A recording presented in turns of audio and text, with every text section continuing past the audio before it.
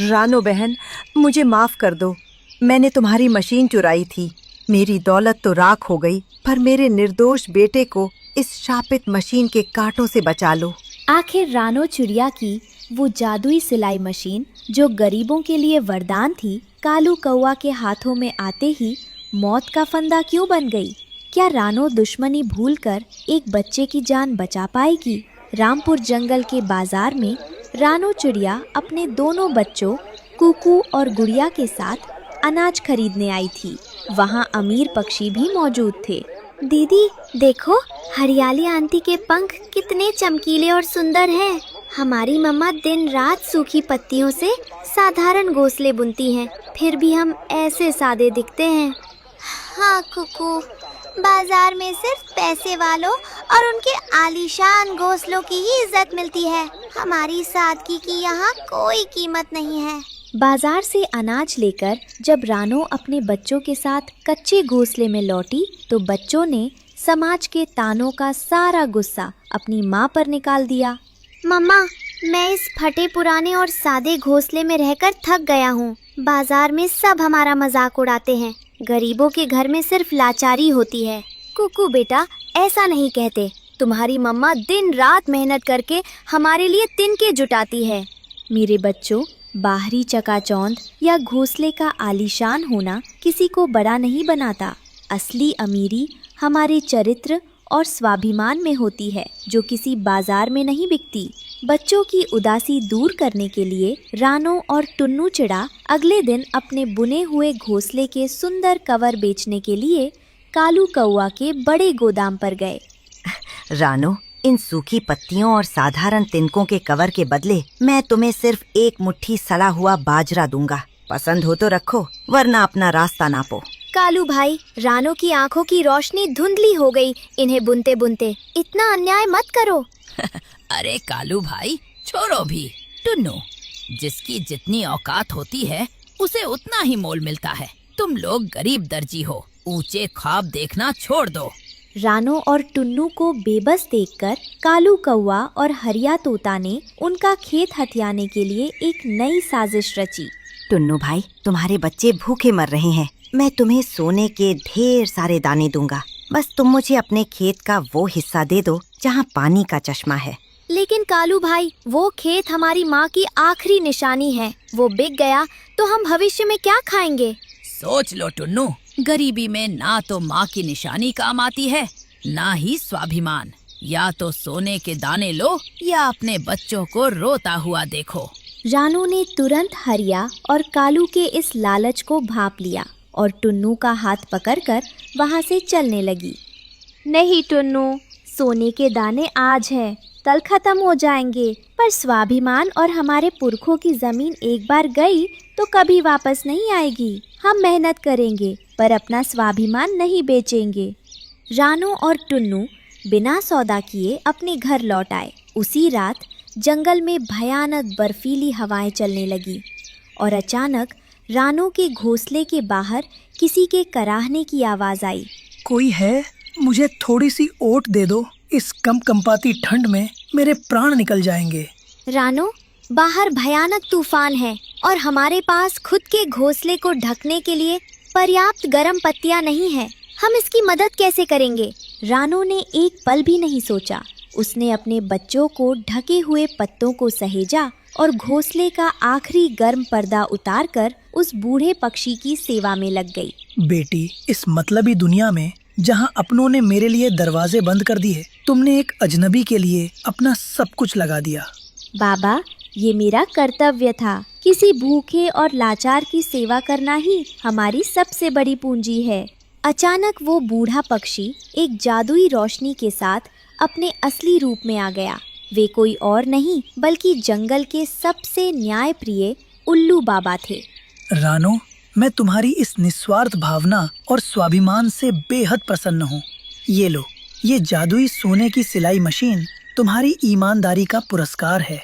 बाबा, ये तो बहुत कीमती है। मैं इसका क्या करूँगी? यह मशीन सामान्य धागे से भी सोने जैसे मजबूत, अभेद्य और चमकीले सुरक्षा कवच और घोंसले के पर्दे से लेगी। लेकिन याद रखना, यह सिर्फ निस्वार्थ हाथों में काम करेगी। अगर इसे किसी ने लालच से छुआ तो यह विनाश का कारण बनेगी। जादुई मशीन पाकर रानो ने खुद अमीर बनने के बजाय जंगल की अन्य गरीब और लाचार महिला पक्षियों को बुलाकर आत्मनिर्भर बनाने का फैसला किया। बहनों, अब हमें किसी कालू कौवा या हरिया तोता के आगे हाथ फैलाने की ज़रूरत नहीं है। हम अपनी मेहनत से अपने घोंसलों को मजबूत और खूबसूरत बनाएंगे।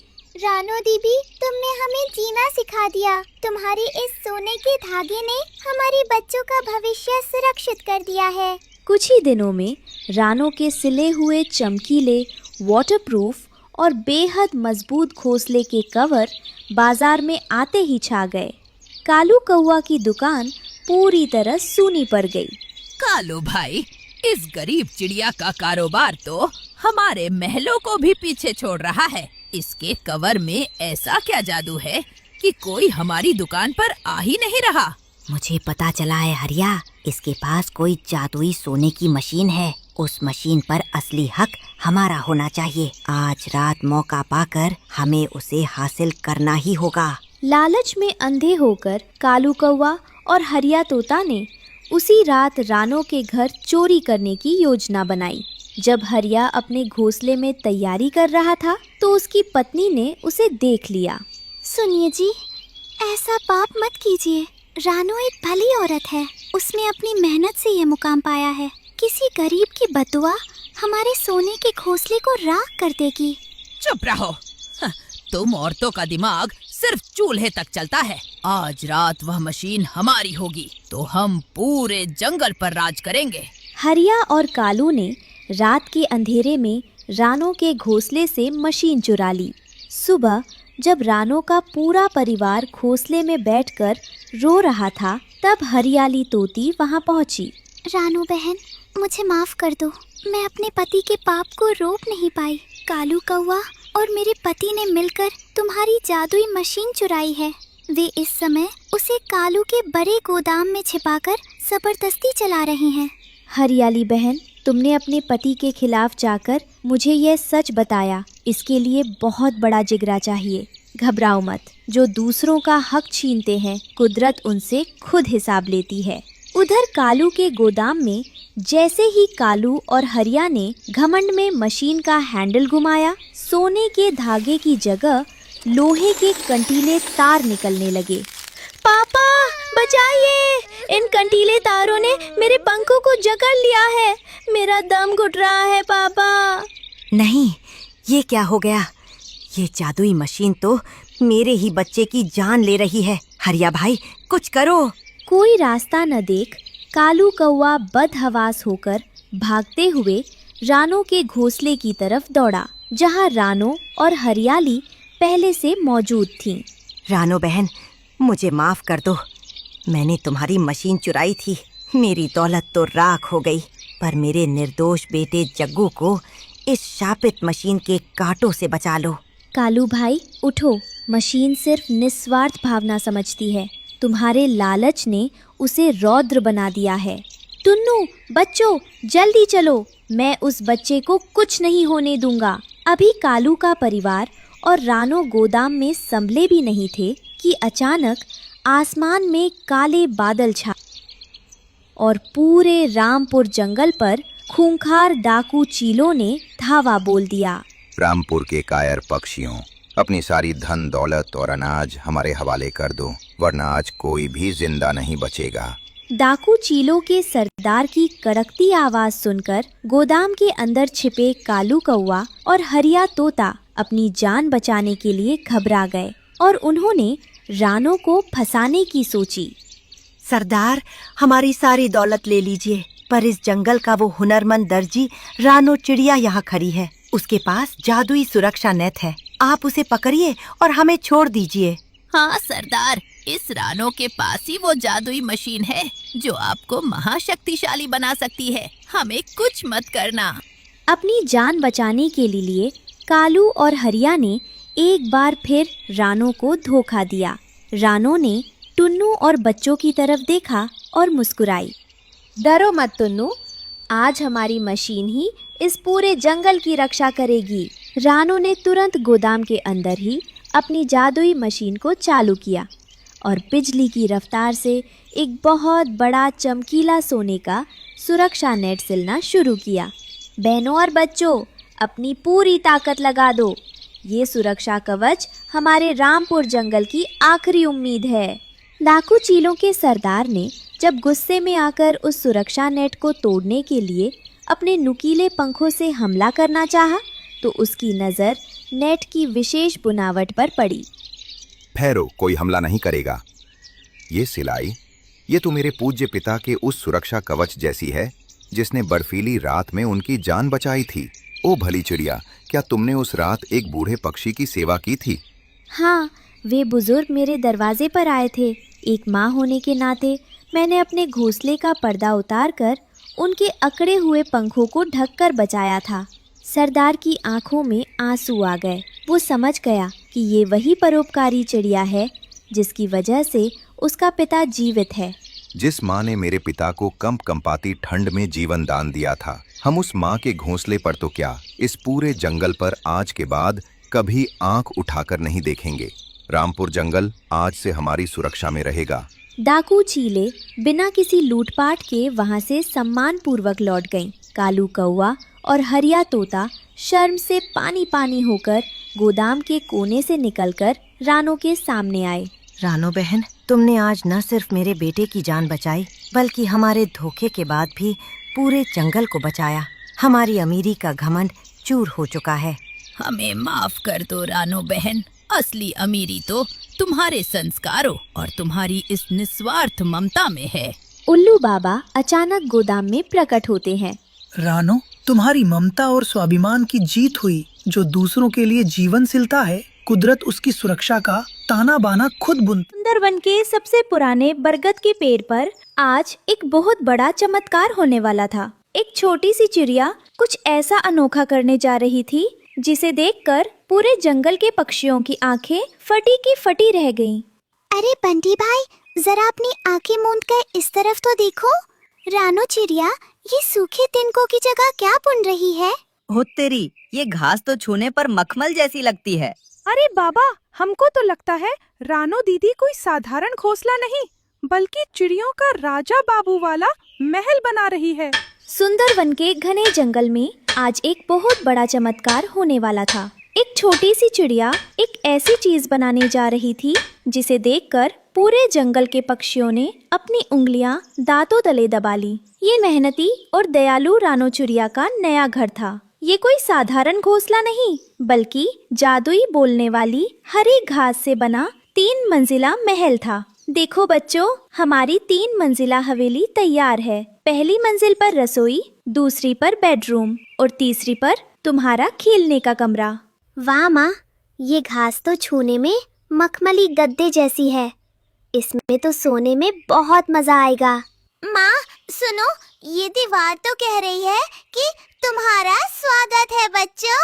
हाँ नन्हे बच्चों, मैं रानो की मेहनत से उगी जादुई घास हूँ। मैं तुम्हारे परिवार की हमेशा रक्षा करूंगी। लेकिन खुशियों के इस माहौल को पेड़ की सूखी डाल पर बैठा कोई बहुत ही गंदी नजरों से देख रहा था। वो था जंगल का सबसे लालची और चालाक कालू कौवा। अच्छा, तो रानो चिड़िया इतने बड़े महल में रहेगी और मैं इस बदसूरत डाल पर? नहीं, ये जादुई घर तो मेरा होना चाहिए। अगली सुबह रानो चिड़िया और टुन्नो चिड़ा बच्चों के लिए दाना ढूंढने दूर सोने के धान वाले खेत में पहुँचे। यहाँ चारों तरफ पीली फसल लहलहा रही थी। जैसे ही रानो ने धान का एक दाना उठाया, जमीन के अंदर से एक अजीब सी चूहे की आवाज आई और जमीन हिलने लगी। अरे टुन्नू, देखो, ये धान का पौधा अपने आप जमीन के अंदर क्यों जा रहा है? भागो रानो, यहाँ कोई छुपा हुआ संकट है। कालू कौवा झाड़ी के पीछे छुपकर कहता है। तुम दोनों यहाँ खेत में दाना चुगो।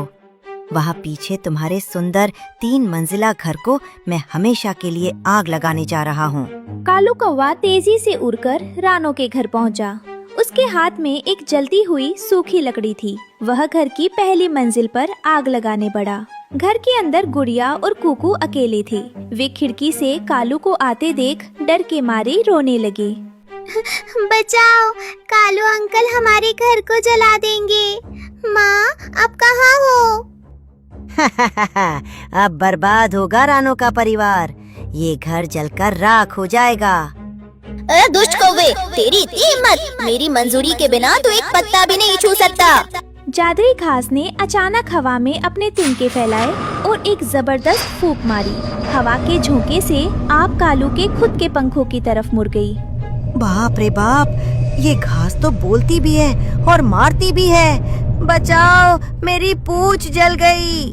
कालू कौवा अपनी जली हुई पूंछ लेकर जंगल के बाजार में पहुंचा। वहां कबूतर, भालू और तोते तरह तरह के फल और सामान बेच रहे थे। कालू बाजार के एक कोने में बैठे एक शातिर बूढ़े लोमड़ी के पास गया, जो अजीब अजीब दवाइयाँ बेचता था। लोमड़ी मामा, मुझे कोई ऐसी चीज दो जिससे मैं एक जादुई बोलने वाली घास को सुखा सकूं और उस घर पर कब्जा कर सकूं। ये लो काल रस। इसकी एक बूंद भी अगर उस घास पर गिरेगी तो वो जादुई घास तुरंत तांबे की तरह सख्त और बेजान हो जाएगी। कालू शीशी लेकर हंसता हुआ उड़ा। उसे नहीं पता था कि ऊपर आकाश में उड़ रही माही चील ने उसकी यह साजिश देख ली थी। रानो चिड़िया और टुन्नू चिड़ा खेत से लौट रहे थे कि रास्ते में माही चील ने उन्हें नदी के किनारे रोका। नदी का पानी चट्टानों से टकराकर तेज आवाज कर रहा था। रानो बहन, अनर्थ होने वाला है। कालू कौवा बाजार से कोई जहरीला रस लाया है। वो तुम्हारे घर को नष्ट करने जा रहा है। क्या मेरे बच्चे घर पर अकेले हैं? टुन्नू, हमें जल्दी तरना होगा। तभी अचानक नदी में एक जबरदस्त उफान आया। एक बहुत बड़ा मगरमच्छ पानी से बाहर निकला और उसने रानो का रास्ता रोक लिया। इस नदी के ऊपर से बिना मेरी आज्ञा के कोई पक्षी नहीं जा सकता। पहले मेरे सवाल का जवाब दो, नहीं तो मैं तुम्हें निगल जाऊंगा। समय बहुत कम था। रानो का दिल जोर जोर से धड़क रहा था। नदी की लहरें और भयानक होती जा रही थीं। रानो, अब हम क्या करें? अगर हम यहाँ रुके तो कालू हमारे घर को बर्बाद कर देगा। ताओ, वो कौन सी चीज है जो जितनी ज्यादा सूखी होती है उतनी ही ज्यादा काम आती है, लेकिन पानी लगते ही बेकार हो जाती है? वह है मिट्टी का चूल्हा और सूखी लकड़ी। वे सूखी हो तो आग जलती है, गीली हो तो बेकार। वाह, तुम्हारी बुद्धि बहुत तेज है चिड़िया। जाओ, अपने घर को बचाओ।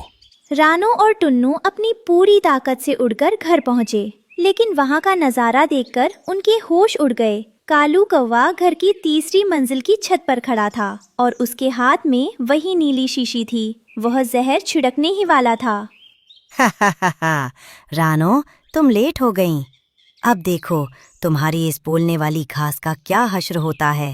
कालू भाई, ऐसा मत करो। मेरे बच्चे अंदर हैं। हमारा घर मत छीनो।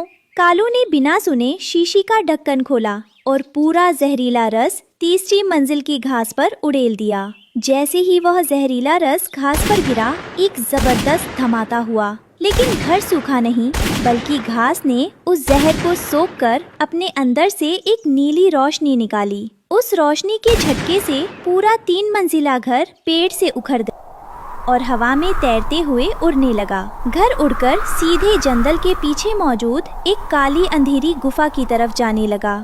बचाओ, हमारा घर उड़ रहा है। हम गुफा के अंदर जा रहे हैं। बच्चों, डरो मत, मैं आ रही हूँ। कालू कौवा भी उस घर की छत पर चिपका हुआ था, क्योंकि झटके के कारण उसके पैर जादुई घास में फंस गए थे। वह भी घसीटता हुआ गुफा के अंदर चला गया। गुफा के अंदर का नज़ारा अद्भुत था। वहाँ दीवारों पर चमकीले नीले पत्थर जड़े थे, जिससे रोशनी हो रही थी।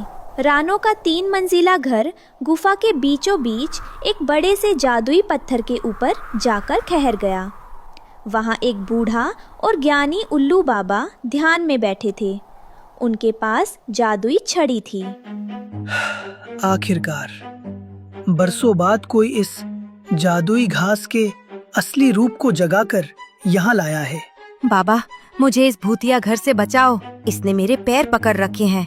रानो चिड़िया और टुन्नू चिड़ा भी उड़कर गुफा के अंदर उल्लू बाबा के सामने पहुँचे। रानो ने बच्चों को गले से लगा लिया। उल्लू बाबा, ये सब क्या हो रहा है? हमारी घास उड़ने क्यों लगी? और ये गुफा कहाँ ले आई हमें? रानो, ये घास कोई मामूली घास नहीं है। ये पाताल लोक की संजीवनी घास है। जब इस पर कोई दुष्ट प्राणी जहर डालता है तो ये अपनी रक्षा के लिए उड़कर अपने असली मालिक यानी मेरे पास आ जाती है। तो अब ये घर कभी वापस नहीं उड़ पाएगा? ये उड़ सकता है, लेकिन तभी जब इसे उगाने वाली चिड़िया अपनी दयालुता की सबसे बड़ी परीक्षा दे।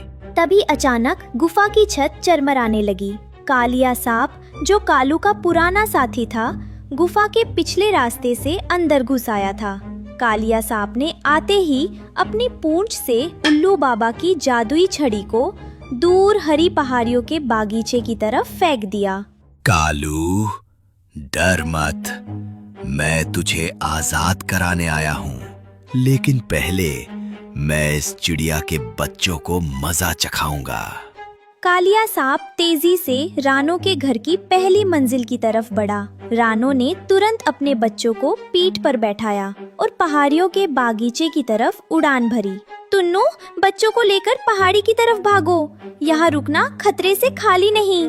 पहाड़ियों का बागीचा बहुत ही सुंदर था, जहाँ रंग बिरंगे फूल खिले थे, लेकिन वहाँ का रास्ता बहुत पथरीला था। कालू कौवा अभी भी उड़ते हुए घर की छत पर फंसा हुआ था, क्योंकि घर भी रानो के पीछे पीछे पहाड़ी की तरफ उड़ रहा था। रास्ते में एक बड़े से खट्टे फल के पेड़ से घर टकराया। एक बड़ा सा खट्टा फल सीधा कालू कौवे के मुंह में घुस गया। वह ना तो बोल पा रहा था और ना ही काव काव कर पा रहा था। बूम, बचाओ! देखो माँ, कालू अंकल तो चकोतरा बंदर बन गए हैं। उनका मुंह कितना बड़ा हो गया है। रानो चिड़िया पहाड़ी की चोटी पर पहुँचे। पीछे पीछे कालिया सांप भी रेंगता हुआ वहां आ गया। तभी अचानक बादलों की गड़गड़ाहट के साथ मूसलाधार बारिश शुरू हो गई। तेज पानी से पहाड़ी की गीली मिट्टी खिसकने लगी और एक बड़ा भूस्खलन शुरू हो गया। जमीन धंसते ही घास का घर हवा में लटक गया और छत पर फंसा कालू कौवा सीधे गहरी खाई के ऊपर झूलने लगा। रानो बहन, मैं खाई में गिर जाऊंगा, मुझे माफ कर दो, मुझे बचा लो, मैं मरना नहीं चाहता। कालू, तू मरे या जिए, मैं तो चला अपना रास्ता देखने। कालिया सांप कालू को छोड़कर खुद अपनी जान बचाकर भाग निकला। टुन्नू चिड़े ने रानो का हाथ पकड़ा और कहा कि कालू को उसके कर्मों की सजा मिलने दो, लेकिन रानो का कोमल दिल ये सहन नहीं कर सका। नहीं टुन्नू, कोई कितना भी बुरा क्यों ना हो, किसी को अपनी आंखों के सामने मरते देखना अधर्म है। मैं उसे बचाऊंगी। रानो ने जादुईदा घास से प्रार्थना की। हे मेरी प्यारी घास, अगर मेरी मेहनत और मेरा प्यार सच्चा है तो अपनी सारी ताकत लगाकर कालू भाई को ऊपर खींच लो, भले ही इसके बाद तुम आम घास बन जाओ। रानो, तुम्हारी दयालुता ने मेरा दिल जीत लिया। तुम परीक्षा में पास हुई। जादुई घास ने अपनी तीनों मंजिलों से लंबी लंबी हरी भुजाएं निकाली। उसने कालू कौवे को खाई से ऊपर खींच लिया और सुरक्षित जमीन पर रख दिया। कालू कौवा सुरक्षित था। वह फूट फूट कर रोने लगा। उसने रानो के पैर पकड़ लिए। रानो बहन, तुमने मेरे जैसे पापी की जान बचाई। मैं हमेशा तुम्हारे घर को नुकसान पहुंचाना चाहता था। आज से मैं कसम खाता हूँ कि कभी लालच नहीं करूँगा और हमेशा तुम्हारी मदद करूँगा। तभी बारिश रुक गई। आसमान में एक बहुत ही खूबसूरत सतरंगी इंद्रधनुष निकल आया। जादुई घास और भी ज्यादा हरी और चमकदार हो गई। प्यारे बच्चों, इस कहानी से हमें यह सीख मिलती है कि बुराई का बदला बुराई से नहीं बल्कि भलाई और दयालुता से दिया जाता है। मेहनत और साफ दिल वाले की मदद भगवान खुद करते हैं।